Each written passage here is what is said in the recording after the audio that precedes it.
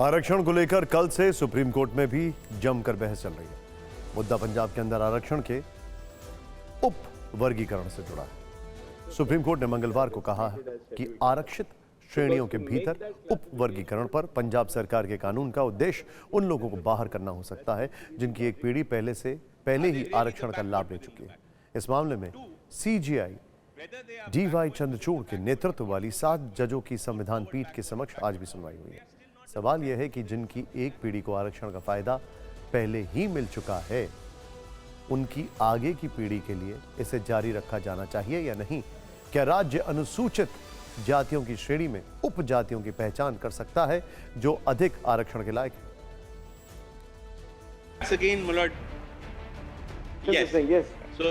पंजाब आरक्षण मामले में राज्य के महाधिवक्ता गुरमिंदर सिंह ने 7 जजों की संवैधानिक पीठ के सामने अपनी दलीलें पेश की। इसी दौरान जस्टिस विक्रम नाथ ने पूछा, क्या उप वर्गीकरण के पीछे राज्य का उद्देश्य ये था कि एक विशेष श्रेणी की कुछ उप जातियों ने बेहतर प्रदर्शन किया है, इसलिए उन्हें सामने आना चाहिए और सामान्य श्रेणी के साथ प्रतिस्पर्धा करनी चाहिए। जवाब में पंजाब के महाधिवक्ता गुरमिंदर सिंह ने कहा कि माय लॉर्डशिप बिल्कुल सही है, यही उद्देश्य है। Backward class of citizens. Yes. That will of necessity include the scheduled caste and scheduled tribe. Gurminder Singh अपना पक्ष रख रहे थे, तभी जस्टिस BR गवई ने भी अपनी राय रखी। उन्होंने कहा, अनुसूचित जाति या अनुसूचित जनजाति से एक बार जब कोई IAS या IPS या IFS बन जाता है तो उनके बच्चे गांवों में रहने वाले उस वर्ग के लोगों की तरह असुविधा का सामना नहीं करते हैं। फिर भी आरक्षण की वजह से उनके परिवार को दूसरी या तीसरी पीढ़ियों तक लाभ मिलता रहता है। जस्टिस BR गवई का यह कहना था कि एक खास पिछड़े वर्ग की कुछ जातियां सामर्थ्यवान हो गई हैं तो उनको इससे बाहर आ जाना चाहिए। हालांकि यह फैसला संसद को करना है। Submissions to the nodal council. Justice Gavai के सवाल उठाने पर वरिष्ठ वकील कपिल सिब्बल और AG ने दलील रखी कि ऐसे व्यक्ति क्रीमी लेयर के अंतर्गत आएंगे। क्रीमी लेयर पर सुप्रीम कोर्ट पहले कई फैसले दे चुका है। इसमें IAS, IPS और IFS जैसे पदों पर आने वालों की अगली पीढ़ियों को आरक्षण से बाहर करने का भी आदेश है। सुप्रीम कोर्ट में मौजूदा सुनवाई पंजाब की ओर से आरक्षण पर नियंत्रण या उप वर्गीकरण को लेकर है।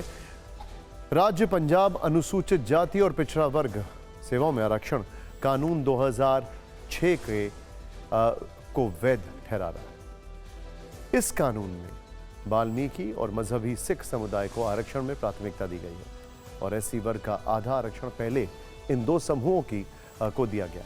साल 2010 में राज्य के हाई कोर्ट ने इन प्रावधानों को खत्म कर दिया था, जिसके खिलाफ पंजाब सरकार ने सुप्रीम कोर्ट में अपील की।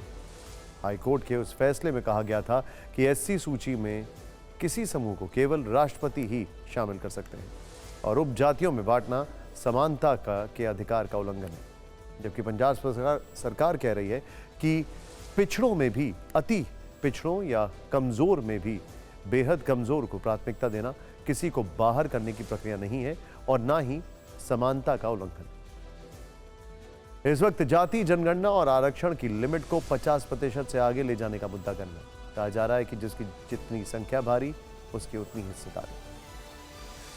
अब खबर लोकसभा चुनाव को लेकर इस सवाल के साथ कि क्या नीतीश कुमार के बाद इंडिया गठबंधन से अब जयंत चौधरी भी बाहर निकल जाएंगे। इसकी चर्चा करने से पहले नीतीश कुमार के बारे में आपको बता दें। बिहार में पाला पलटने के 11 दिन बाद बिहार के मुख्यमंत्री नीतीश कुमार ने प्रधानमंत्री मोदी से मुलाकात की। नीतीश कुमार ने गृह मंत्री अमित शाह से मुलाकात की।